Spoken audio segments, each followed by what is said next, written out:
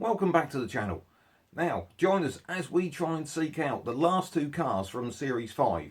Now, these were a 1974 Citroen DS and a 1984 Bentley Mulsanne Turbo. So first up, we've got the Citroen DS. Now, this program first went out on the 25th of November 2008. And being part of the On the Road series, Mike headed to France and in fact Lyon to source this car. Now, this car overall was in very good condition.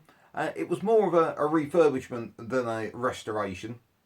The main issue was there were some problems with that famous Citroen hydraulic suspension. So Ed sorted that one out. They put some new seat covers on it. They gave it a good engine service. It needed a replacement door mirror. And obviously it needed some UK headlamps. Now, once they'd got it all up and together, how did the numbers work out? Well, purchase price wise, it was €4,800, which converts to £3,800. And the costs on that were £1,385. So, once they sold it for £7,000, the actual profit on that one was £1,815, which for wheeler dealers at that time was pretty good. But if we fast forward to 2024, how's that car comparing now? Well, a UK spec valuation, condition 1 from Practical Classics magazine's valuation guide is £26,000.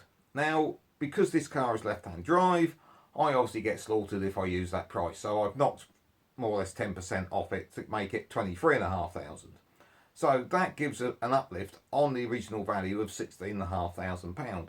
Because as we know, those Citroen DS's are particularly sought after. So the bit I know you all really enjoy, what happened to that car? Well, the first thing we have to do is try and search using the number plate. And that's where we hit a bit of a brick wall, because this car is not shown anywhere with British number plates. I even went to the last resort of searching in France for the number plate that was shown on the car, and all that came up with was this site. So I thought, Google Translate, see what we can do. And turns out it's like the French version of Rate My Driver, so that was no help at all. And before you all lambast me saying, that says 71 on the number plate, you've got the wrong year, it's not a 74. The 71 is the area code, a bit like we have in letters in the UK, but in France they use a number. So 71 is the area code, not the year. So that was a dud. On the French car forum, I got a lead. It led me to an advert, and that car was 3 years too old, and further comments on the French car forum actually said that it wasn't the same car. There were some significant differences. Unfortunately, over the years, we've lost the pictures on that advert, so I'll have to rely on what they've said there. So, I don't know. I have a deep suspicion this car went straight back to France, because that's where a big market would be for it.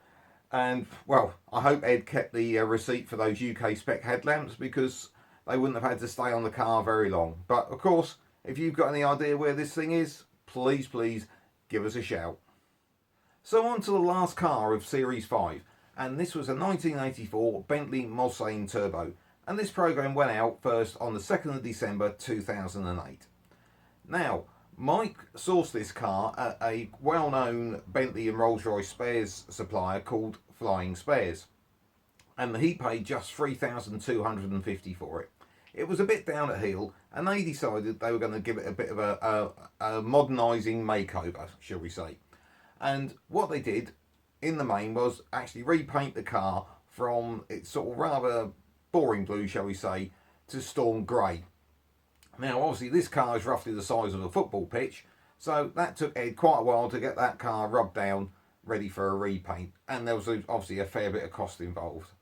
Now, the other things they did, they acquired a set of quad headlamps from the Turbo R version, which obviously made that front end look a bit more up to date. They refurbished the seats and gave the Brightwork a good buff up. So, how did the numbers work out on this one? Well, as I think I said, Mike paid $3,250 for this. They spent $2,950 on it, so that was quite an investment.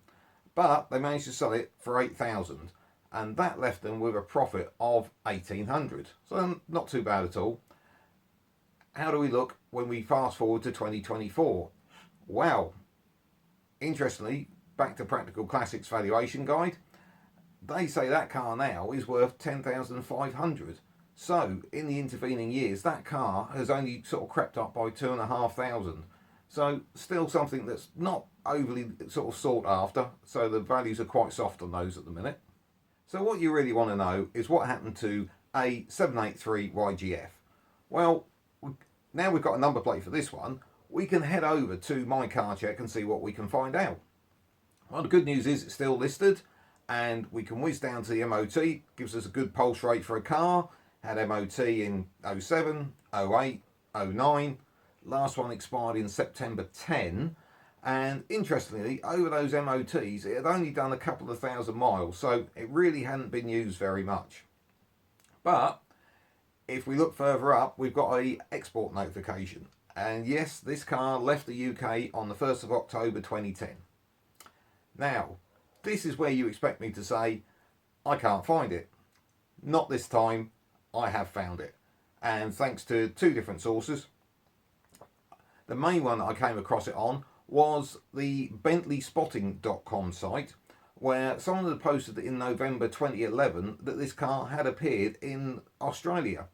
It was still showing its UK plates, which suggested it hadn't been registered in Australia yet, but it was very much down under.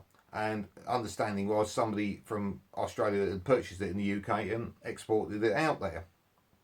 Now, interestingly, within the comments, it comes up that this car was actually owned by what was described as a sort of side street mechanic, shall we say, who specialised in European cars. Now, the interesting thing I noted was that alongside this, it mentioned that he also had some sort of Daimler limousines. So I've done a little bit of digging. Now, this one's a little bit grey for me, but I have found this company called Windsor Limousines in the right area of Australia, which has these kind of cars. Unfortunately, the company now seems to be defunct, and it doesn't actually show any Bentleys, but it could well have been the one.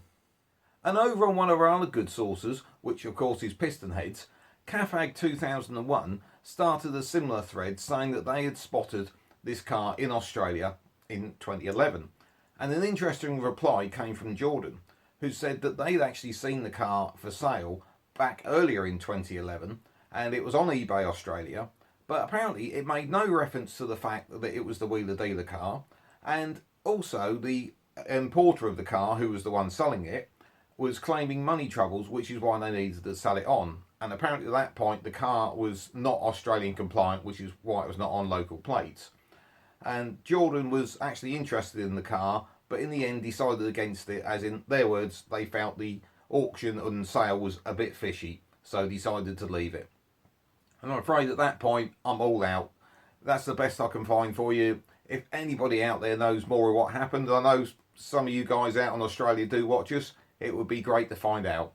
And in the meantime, if you like what you've seen so far, take a look at this video, which we hope you'll enjoy.